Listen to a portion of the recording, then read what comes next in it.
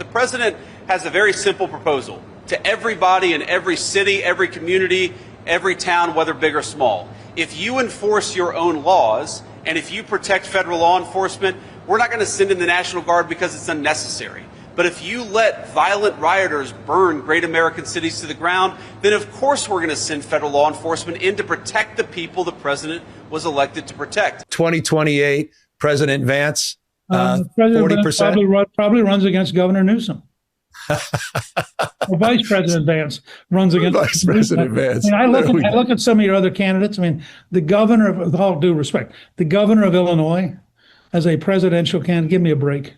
I'm not getting in the middle of all this. You can Unbelievable. Say nothing, but I would not be at all shocked to have a Newsom Vance general election in 28. So we've obviously been giving a lot of coverage to the ongoing immigration battle between the Trump administration and the state of California. But I gotta say, perhaps the most entertaining aspect of it all is the way in which Gavin Newsom, Karen Bass, and these California Democrats are just so utterly helpless to actually do anything or stop the situation. They look weak, they look pathetic, and it's frankly hilarious here because despite all of the grandstanding they might do, whether that's them launching petty, frivolous lawsuits that they're going to lose and they have lost because, newsflash, the federal government does indeed have legal jurisdiction over immigration. This is nothing new. Or that's Karen Bass recently coming out and issuing her executive directive, whatever that's supposed to mean, to please beg that ICE share info with us and leave the city of Los Angeles. Yeah, newsflash, nobody cared what she had to say because she's a local mayor. She does not have jurisdiction or authority over the federal government. I know that's a big shock to people here, but that basically reduces all the Democrats have now down to rhetoric. Now that they understand that they have not won this battle in the courts because there is no battle to be had, and they also understand now that the Trump administration has no intentions of pulling ICE out of California, they're going to keep doubling down on this.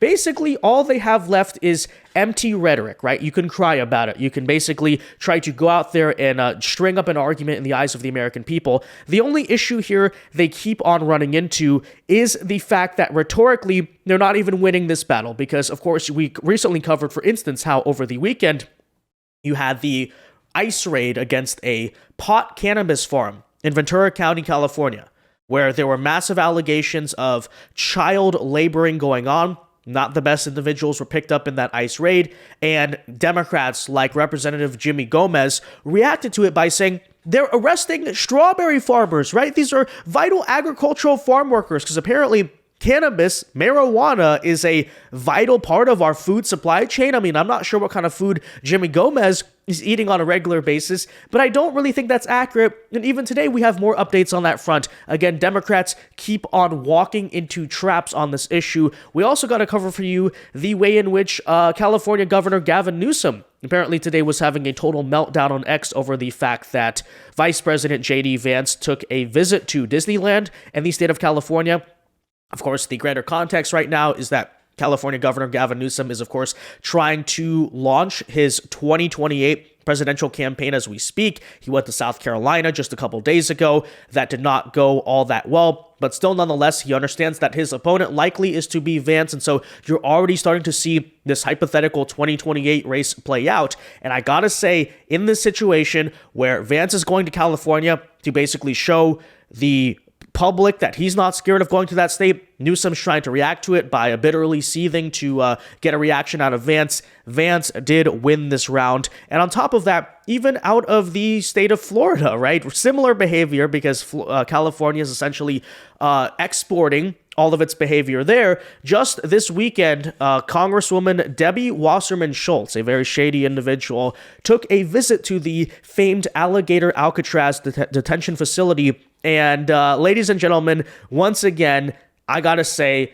Democrats utterly humiliated themselves. So we're bringing you all of these stories here today, again, on why Democrats are losing this battle time and time again on immigration. First, though, folks, as usual, do us a favor. If you enjoy our content, make sure you hit that like button down below. Subscribe if you are new. Subscribing here, guys, is not only the best way to support our videos, but it also ensures that you can stay up to date with all of the latest news and coverage. And with that said, so let us, I guess, start by following up on a recent piece of content we were talking about here. where, of course, you had the, again, raid on not the strawberry farm, Jimmy Gomez, the pot farm in California here, right? Gavin Newsom went out and stated that, quote, California, again, in response to what we saw, prosecutes child exploiters and traffickers. Well, clearly not, right? Clearly not. You're not doing the best job of that. Anyways, Trump tear gasses children, rips them from their parents, and deports farm workers. Yeah, that's all they were, just innocent farm workers. Priorities, according to Gavin Newsom. The commissioner of the Border Patrol here responded by stating the following. As you can see, first of all, this illegal alien, this is who we're talking about. The people who got picked up on this supposed strawberry farm raid where they were literally growing cannabis, says this illegal alien was apprehended at the California marijuana facility. Turns out he had been sentenced to 7 years for kidnapping and attempted R-word, right? Sexual, you know what? With a prior conviction for attempted child blank. You know what I mean, child blank, okay? And this felon, guys, is the same one who was working on the same farm as 10 kids, because remember, there were massive issues of child labor and exploitation being handled here. One of those kids, guys, being 14 years old. This is what Democrats, as usual, defended. They said this was an innocent farm of strawberry pickers, and you're deporting farm workers. How dare you? These are people with families. You're deporting children, tear gas, all this stuff.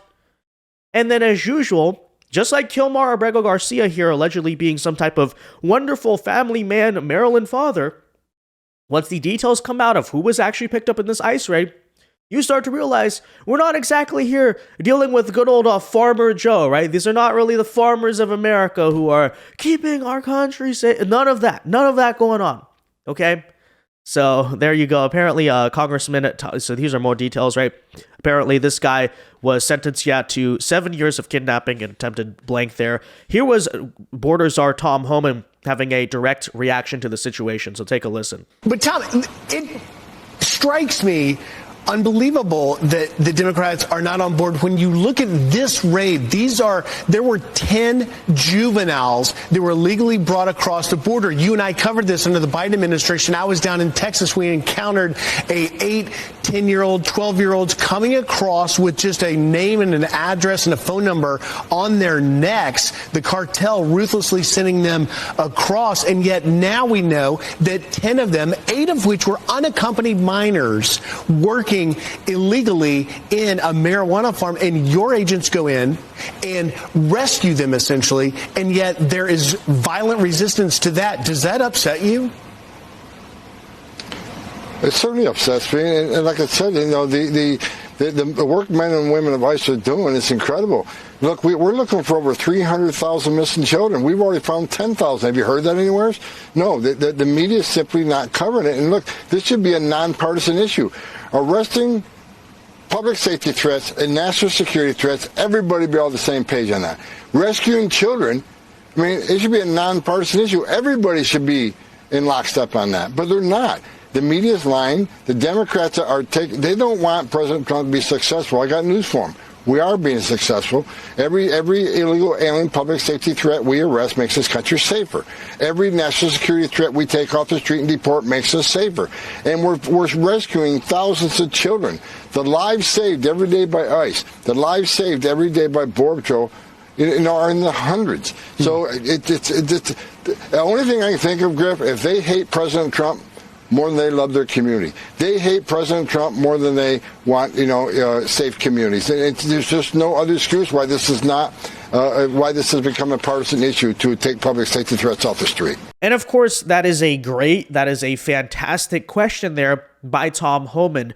Who could possibly be against this, right? In other words, who could possibly come out and defend and stand up for not the innocent children being illegally here, put to work, likely under context of trafficking and many other concerns there, working there with dangerous child predators, obviously the type of adults who were arrested in this situation. Who could possibly go out there and defend that?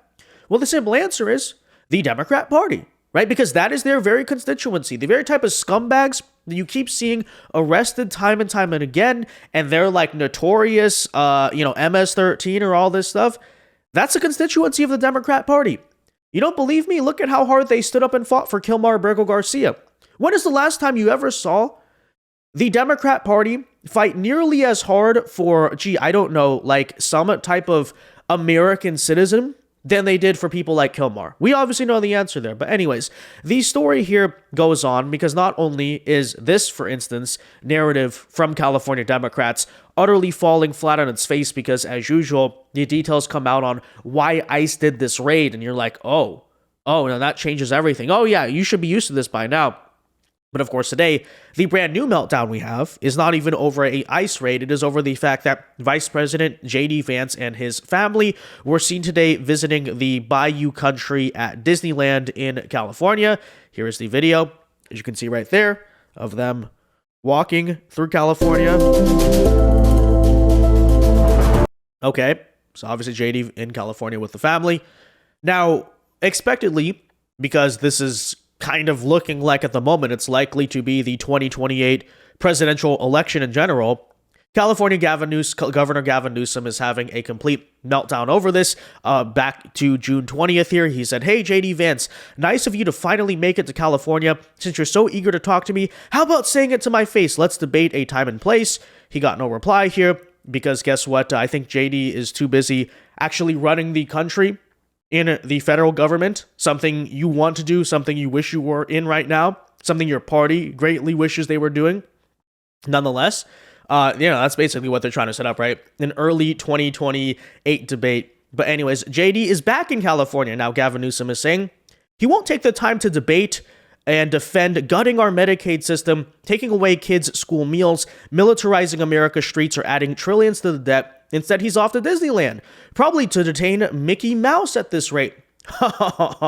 Because on a Sunday where he's with his family, just looking like this like bitter seether from the outside, you won't talk about Medicaid, But that's what Gavin Newsom is doing. He's basically trying to be this like little fly on the wall, trying to get under the skin of Newsom, of Vance, I should say, hoping that will help him in 2028. Unfortunately, it did not work. This little Twitter strategy by him only backfired completely in his face because here you go, Gavin Newsom again saying, "Hope you enjoy your family time, J.D. Vance. The families you're tearing apart certainly will not be enjoying their family time." Oh, what a statement. You really got him, didn't you?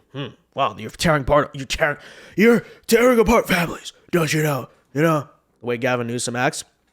But of course, he would not ultimately win this exchange because J.D. Vance came back with an even better rebuttal to that question, saying just simply here, "Had a great time, thanks." Amazing, right? Just that's how you do it. That's frankly how you have to handle liberal hysteria as a whole. Because I've been repeatedly prescribing something I basically call the boy who cried wolf syndrome, which is very big in their party, which is when you act so ridiculous and insane and hysterical about everything, right? Everything's the end of the world. Everything needs to be some type of crazy moral crusade. As you know, it goes on. You have to react to that by simply ridiculing these people. Because yes, truly, the way they act, whether that's the protesters, whether that's the politicians many of the time, the stupid performative grandstanding, Cory Booker speaking for 24 hours, all this hysterical nonsense, is simply to ridicule it, to be sarcastic, and to laugh at that, right?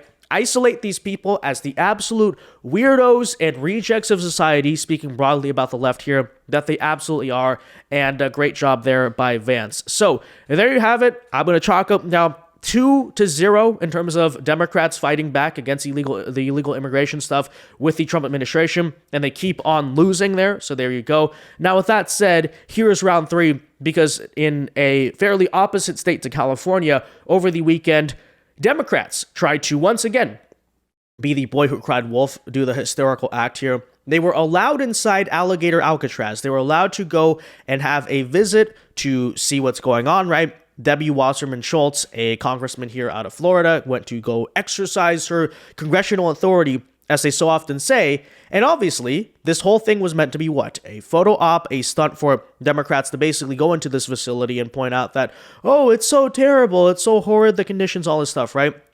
Now, that said, you might be wondering, what type of nonsense would they make up? Well, here you go. This absolute banger, this gem from Congresswoman Schultz here, goes on to say that they are now furious upon learning that the illegal aliens there must, quote, and this is literally what she said here. I kid you not. This is what they said. That they must brush their teeth where they poop. They must brush their teeth where they poop. That's what she said.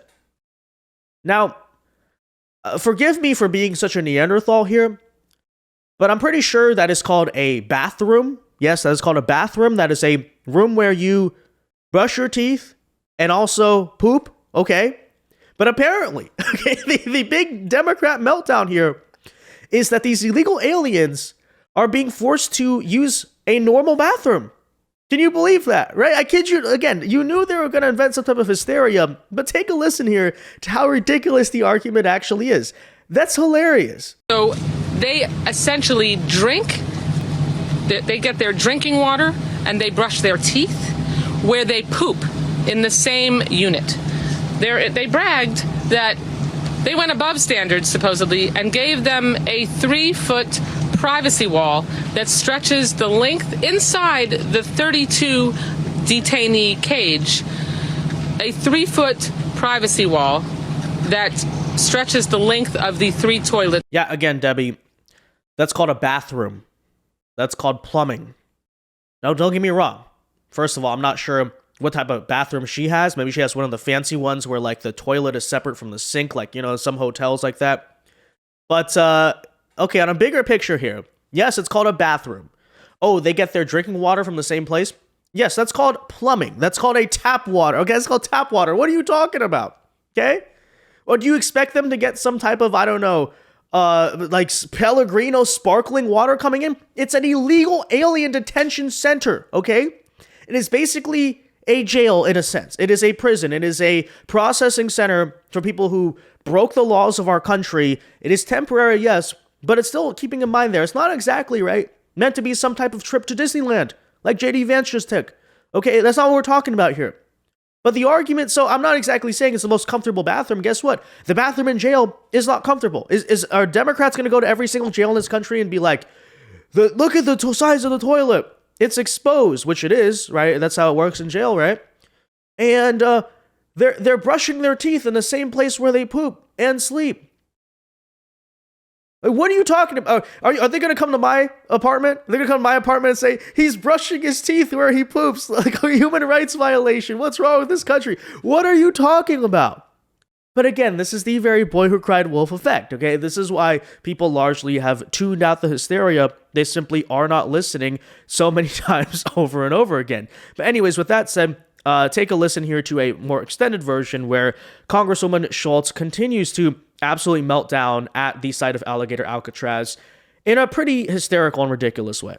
Let's be clear, throughout this entire tour, it was repeated over and over that the state is working hand in glove with ICE. This facility was inspected by ICE. They review their detention standards. They are using cages. These detainees are living in cages. The pictures that you've seen don't do it justice. They are essentially packed into cages, wall-to-wall humans, 32 detainees per cage. That is... Again, okay, so keep in mind, we're not talking about a cage this big, okay? It's a fenced-off area that is rather long. But still, again, Wasserman Schultz, it's a detention center, okay? It's not Disneyland. It is not Key West. It is not the Villages. It is Alligator Alcatraz. What kind of argument is this that, oh, you know, it's kind of cramped in there? It's a jail, basically. What do you expect? You know, this is how ridiculous these people are, right? And they're working hand in hand with ICE. Oh, the horror. It's an immigration processing center. Would you prefer that an immigration processing center for illegals to be deported? Would you prefer that not have anything to do with ICE? Would you prefer Florida be acting on... What is the argument here? It's so ridiculous. The only thing inside those cages are their bunk beds, and there are 3 tiny toilets that are toilet units that have a sink attached to it. So they essentially drink they get their drinking water and they brush their teeth where they poop in the same unit. Again, this is called plumbing. This is called tap water, okay? That's how it works. Can you guys believe, you shower in the same place where you poop? Wow. These barbaric Americans. I don't know. Do you want a bidet or something? I don't.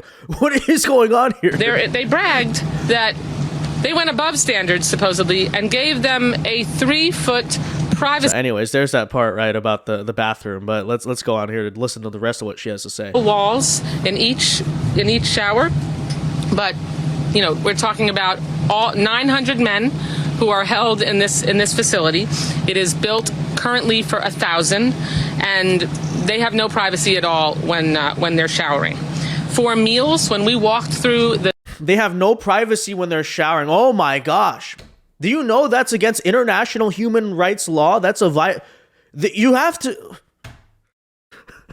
it's the same way. First of all, it's the same way on like a sports team. Okay, it's called a locker room.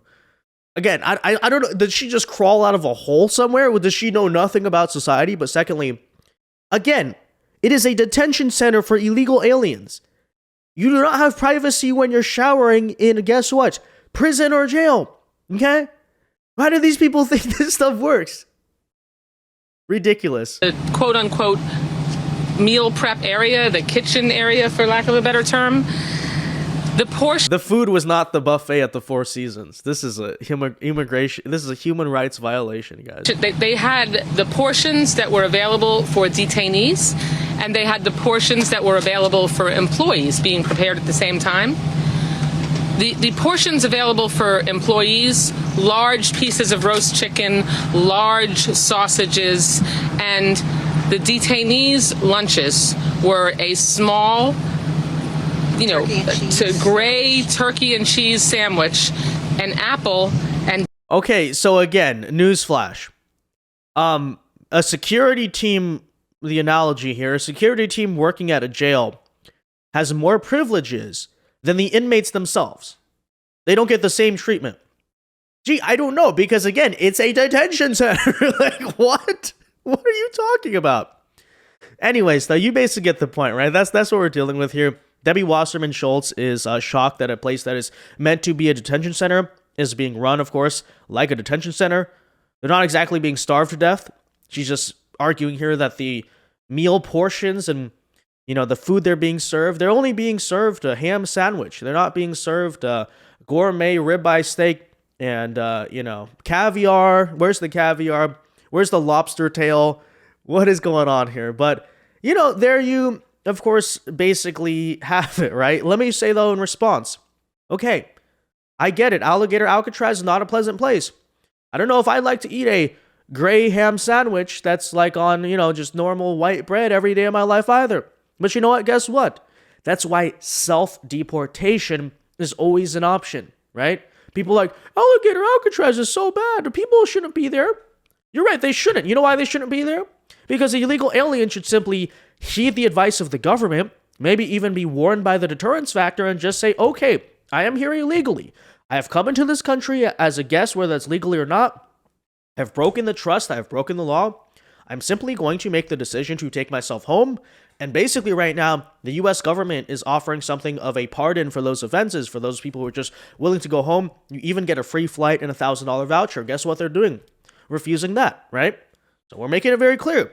There are two options here. If you're an illegal immigrant, you can three maybe if you want to say hide and somehow not get caught, but you can self-deport, or you can mess around and potentially end up at Alligator Alcatraz depending on what immigration authorities want to do. It's your call. It's your call.